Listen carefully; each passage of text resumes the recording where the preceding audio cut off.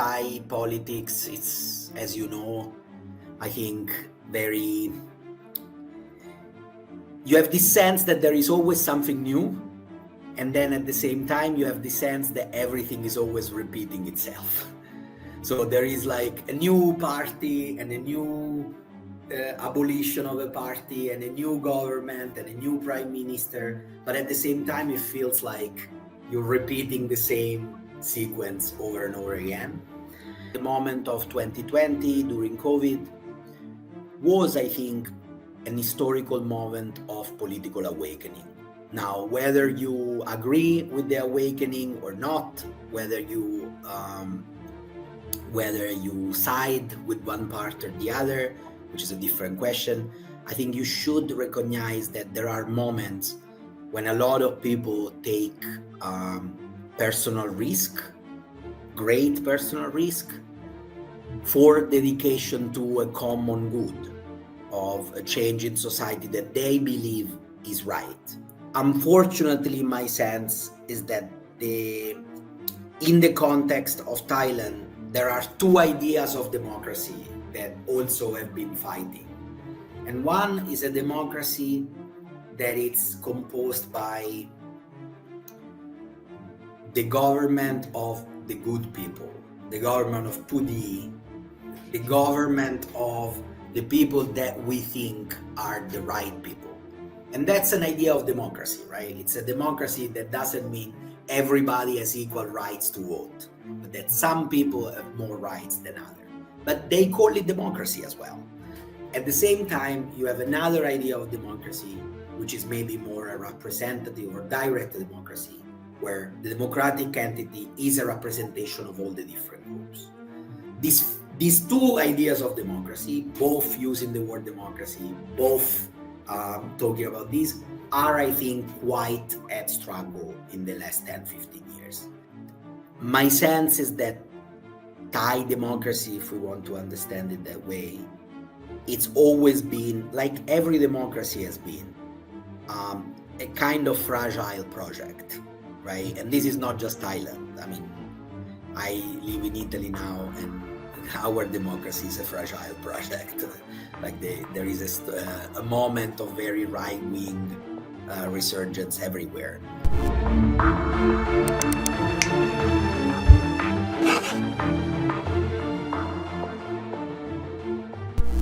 ติดตามสัมภาษณ์พิเศษสุด Exclusive ในประเด็นที่หลากหลายกับพวกเรากองบรรณาธิการมติชนสุดสัปดาห์ได้ในทุกช่องทางโซเชียลมีเดียกดติดตามเพื่อเป็นกำลังใจให้พวกเราด้วยครับ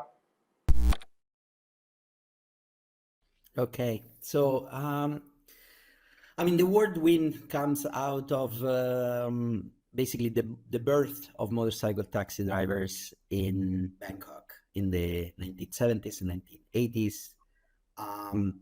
And at that point, basically, the city had built a lot of roads from canals, and there was a big problem of moving inside the soil. So the question was, how do we move inside soils without being able to put buses inside the transportation? And one of the solutions were motorcycle taxi drivers that start organizing in small group that basically queue in a line. And that's where the word win come from, basically.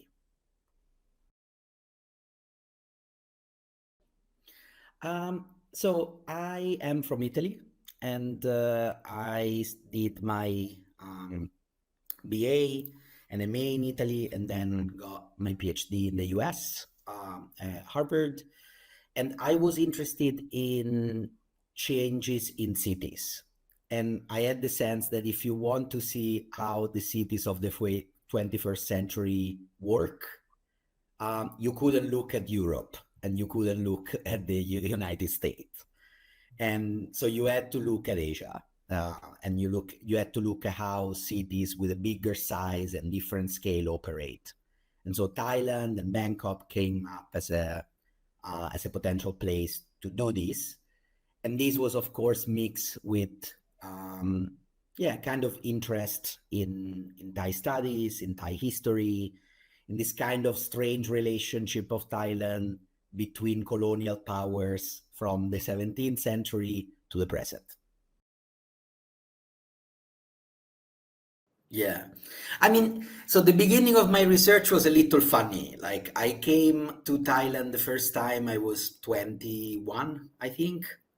And I spent, I moved to Thailand as a young European. I got a room in Khao San and kind of spent time in the old part of Bangkok, and have this very funny idea that this was real Bangkok, the where the old town is.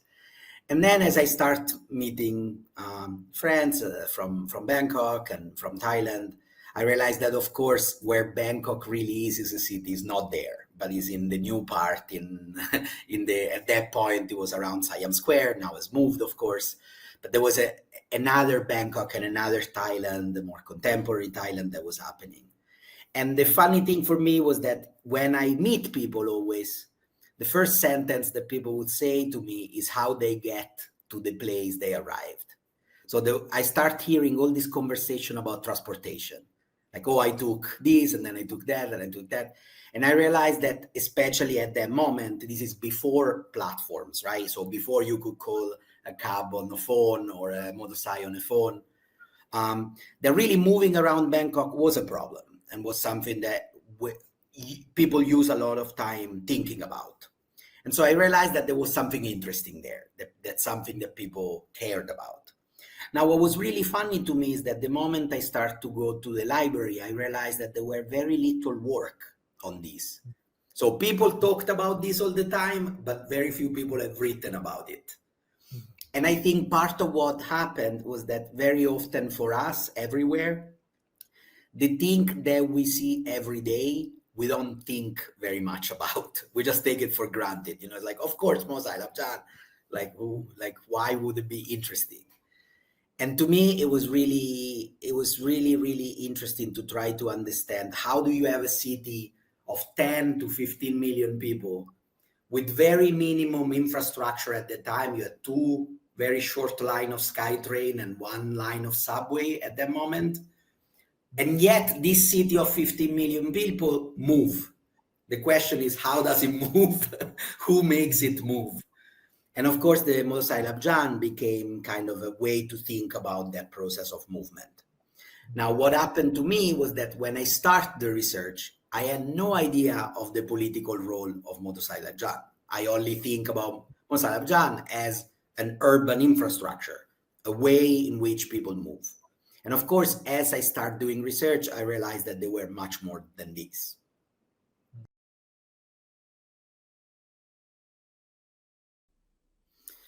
Yeah, that's a great question. I mean, so I think Bangkok has this interesting position in Southeast Asia, right? When on one side, it is comparable to city like Jakarta or Manila but it always wants to look more like Singapore than Manila. So to me, when I was doing a lot of, when I started to do research in Bangkok, I spent a lot of time with urban planners. And urban planners were telling me, oh, we are going to Paris to look at a model. And I always thought it's very strange to try to look at a model from Bangkok in Paris, where the city is so different. After this, the model became Singapore, right? People wanted a Bangkok that looked like Singapore. But of course, in my opinion, one of the beauty of Bangkok has always been that it's not like Singapore, that it's able to both accommodate for being a global metropolis, as the city is, more than Jakarta, more than Manila. But at the same time, it used to have and it still has way for people of different class background, of different group of society to survive. And this kind of double life of Bangkok, the global shimmering city of skyscrapers and the everyday city of migrants from Isan or from Buma, it's what really fascinates me, and I think is a characteristic of Southeast Asian cities, this ability to be these two things at the same time.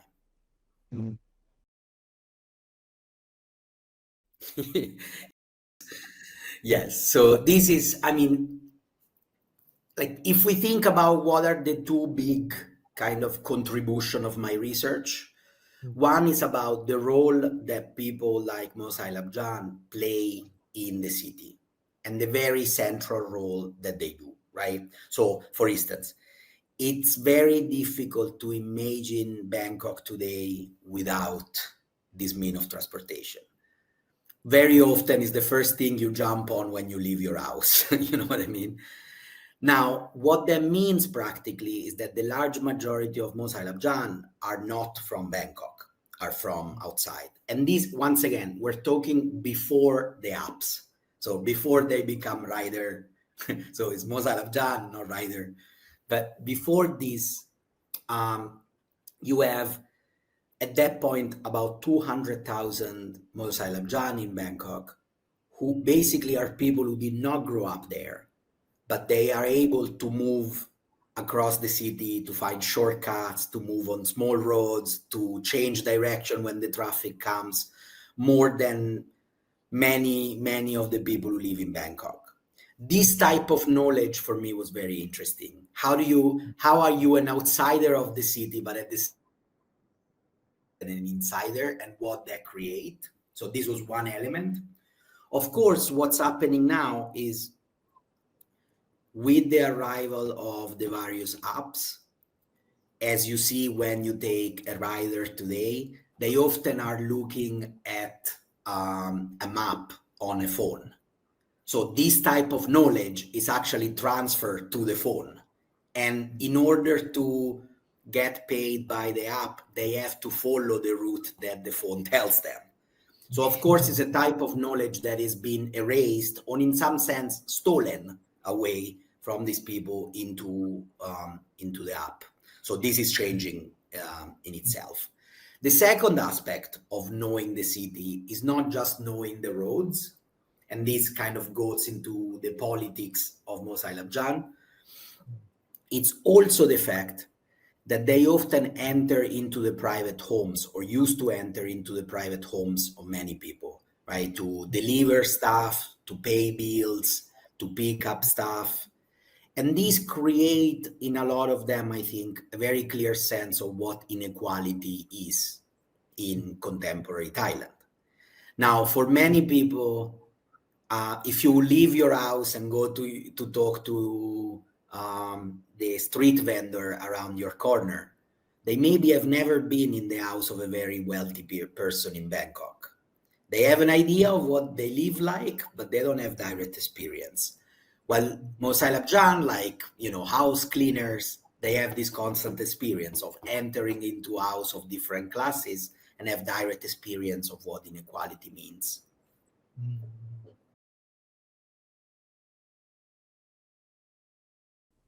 Yes, I mean, there are studies, of course. I mean, a lot of my work, it's very, very,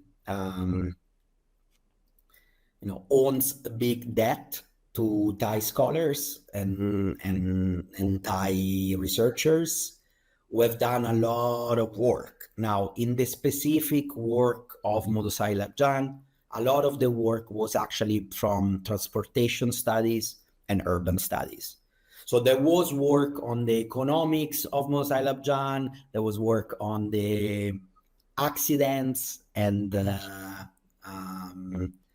health relation, but a work that put motorcycle taxis as part of urban society, there wasn't much, at least not in Thailand. There was also these really interesting things that I think a lot of people in Thailand thought that Mosai Labjan was a very Thai thing. But in fact, this exists in more than 100 countries around the world. So it's very common for places in which, when the city started to grow, the state could not invest money in building large road to have motorcycle taxi and Mosai Labjan. So they exist in South America, they exist in Sub-Saharan Africa, they exist throughout Southeast Asia. And interestingly, in the last years, they even exist now in Europe. So they are establishing this kind of transportation with motorcycle in Europe. So there was also some works from other part of the world that was looking at this. Yeah. So again, when you work as I work as an anthropologist, you work a little different from other researcher in the sense that you often don't start with an hypothesis. You don't start with a theory. You go in a place, you have a set of questions, and then you let the experience of the place drive you.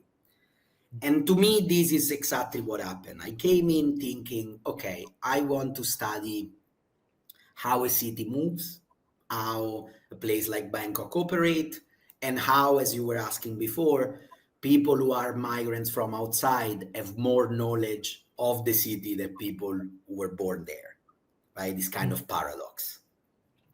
Then, when I arrived, I started to hear, and this was, the first time I arrived in Thailand to work on this was 2007, 2008. So it was right after the military coup of 2006.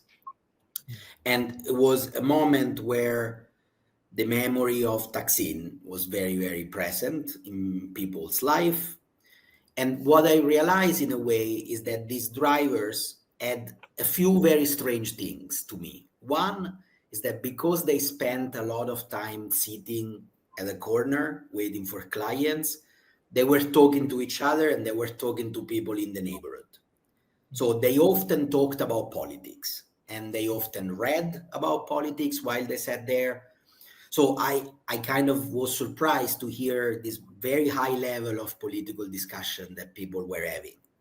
Of course, this is my own stupidity in not thinking this was going to happen. Like, of course, why am I surprised? But I wasn't expecting this. Secondly, there was a moment in which I started to realize that many of these drivers were also working and going back often to mostly Isan. And they operated as a sort of political mediators between the political discussion in the city and the political discussion in the village.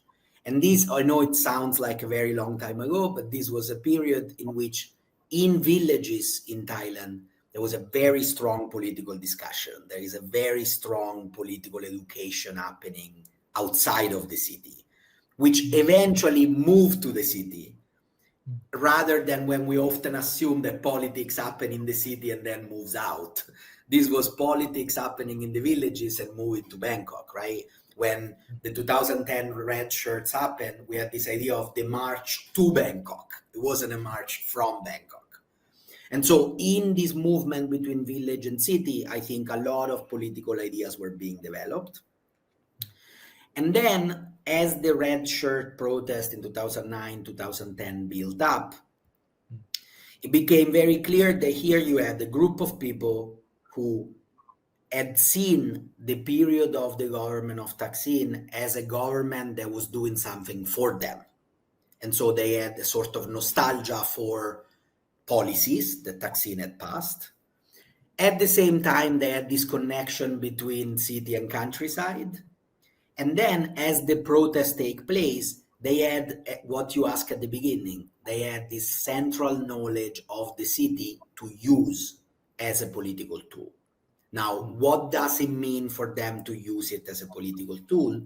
Is that if you remember those protests, and often protests in Bangkok, they have a mobile component where people circulate around the city, and then they have moments when it gets stopped into a camp. And a camp needs to be protected, camps need to be secured, and drivers, because of their knowledge of the city, could do a lot of those things. So suddenly, people who were very essential infrastructure of the city, but very invisible in the city at the same time, became a central infrastructure for political protest. Now, nowadays, you see something like this with riders, right? But this is a different group of people and a different modality, but you continue to see that people who have control over movement also have control over blockage. So also have the power to stop movement when they want. And this, even if we don't think about it very much, is a very strong power. As we experience with COVID, the blockage of the circulation of things, it's very important and it has very strong effect.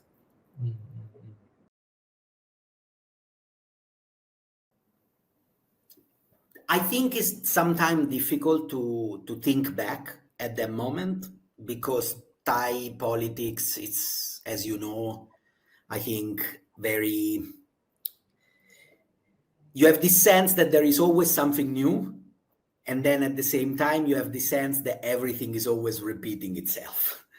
So there is like a new party and a new abolition of a party and a new government and a new prime minister. But at the same time, it feels like you're repeating the same sequence over and over again. But the moment that I write about in the book, as it was the moment of 2020 during COVID, was, I think, an historical moment of political awakening. Now, whether you agree with the awakening or not, whether you side with one part or the other, which is a different question, I think you should recognize that there are moments when a lot of people take personal risk, great personal risk, for dedication to a common good of a change in society that they believe is right. Now, you might agree or not with this, but I think you need to recognize that there are moments that are historical moments. And that was one of these historical moments.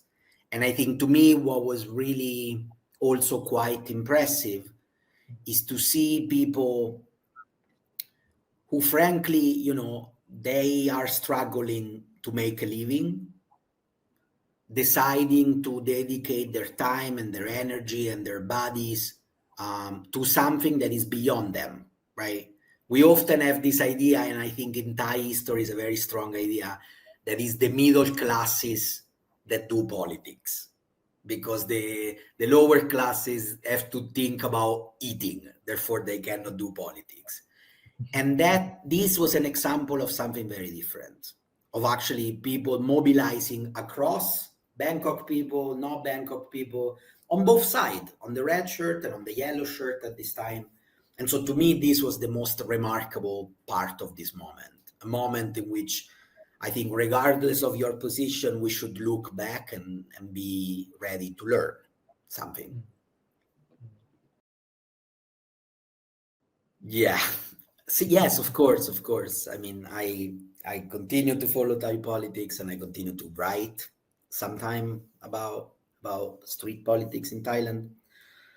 I mean, my sense is that there has been very profound changes, right? And I actually think maybe the most profound of all was a generational change. So I would say there are two changes that personally I would think are the biggest that I can see.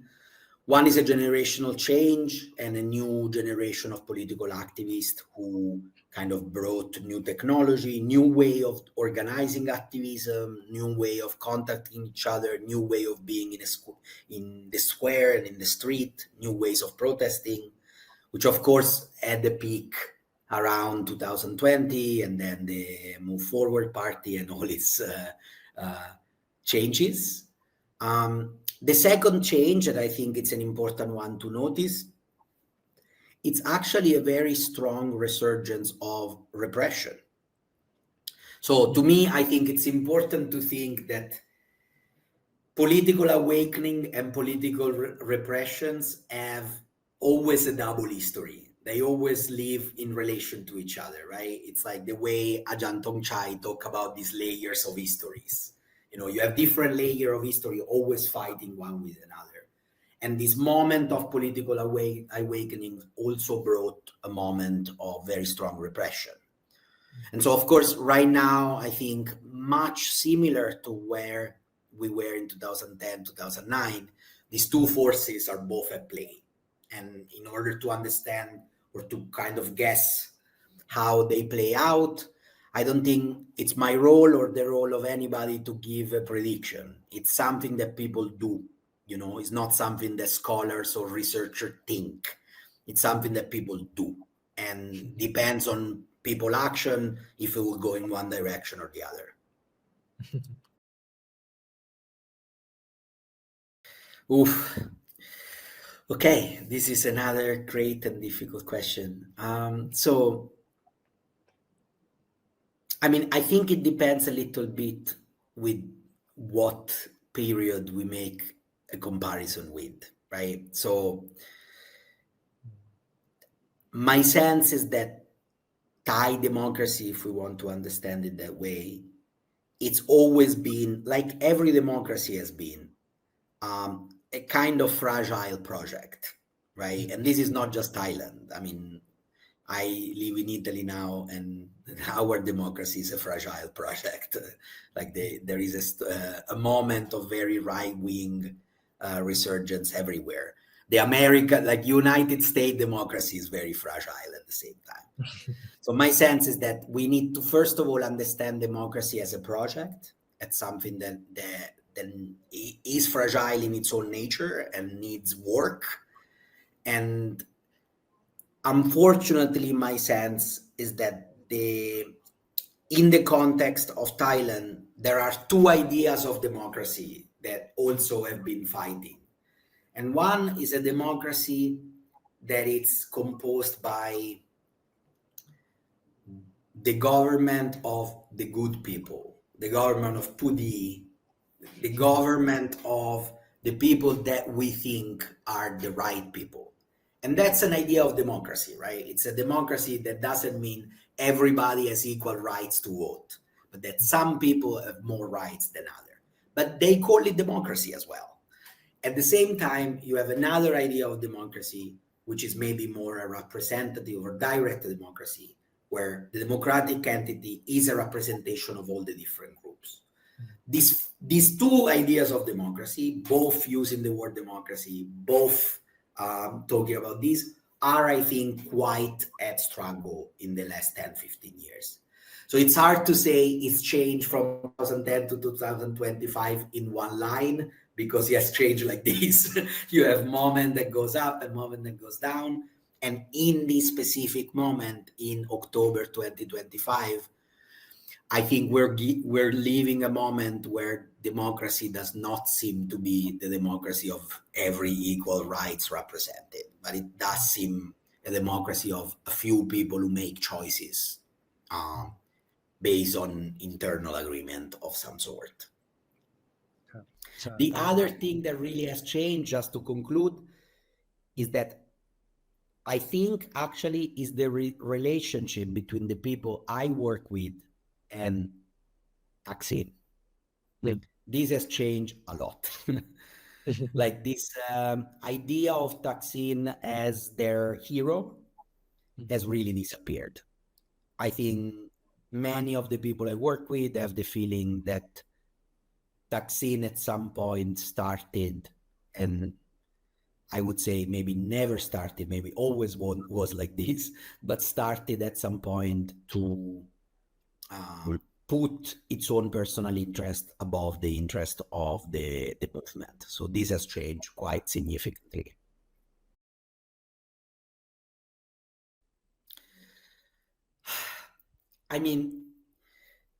Yes and no. So the short answer is yes, the long answer is no. Meaning, in some sense, I think the shift was quite abrupt and quite strong. So you had this sense of, oh, wow, this is a very big change once suddenly. But I think in my reading, and this is my personal reading, I always thought about Thaksin as someone who kind of happened to become a representative of democratic power in Thailand and never was one. It just kind of almost the 2006 coup did one favor to Thaksin, which is make him into a democratic hero. I think Thaksin has two very strong abilities. I think it has an ability to read the historical moment, so to change based on the historical moment, and a really interesting ability of being surrounded by really good people. So it's always been very good at choosing the people that work for him. And I think during the period of the Taksin government, after the 1997 crisis, so from 2000 to 2006, he understood that in order to do and obtain political support in the country, he had to both satisfy the rich and give something to the poor. That the division in Thai society was so strong that you had to somehow bridge it. And he did that. And he did that with a very clear idea and a very pragmatic idea. The problem is that someone who is this pragmatic, Sagman, who is able to read the time, will change completely who he is from a moment to another if the direction go differently. So in a way, Thaksin is like, to me, has always been a non-ideologic politician. He did things that he think they were useful at that specific time. And the moment in which the time changed and you realize that he needed to make an alliance with the military, he just did that. And now he's realizing that that also hasn't paid out very well. So it will be interesting to see what happens in the future.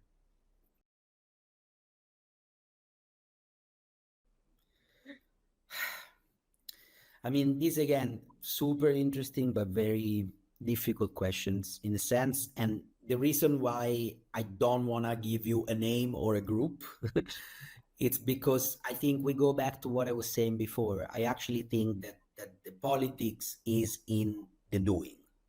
It is in the hands of people taking action, organizing, putting together groups. And I always feel that like the group that is gonna be the next group to really affect the politics of this country is probably now somewhere talking to each other without anybody knowing. So I think that group is being prepared somewhere by someone, and it's not for me to kind of tell them who they are or what they should do. I think it's the beauty of politics is that it's ultimately it's a very big, very complicated machine that at the end is made by people like me and you who wake up in the morning and talk to each other and decide to go and do something.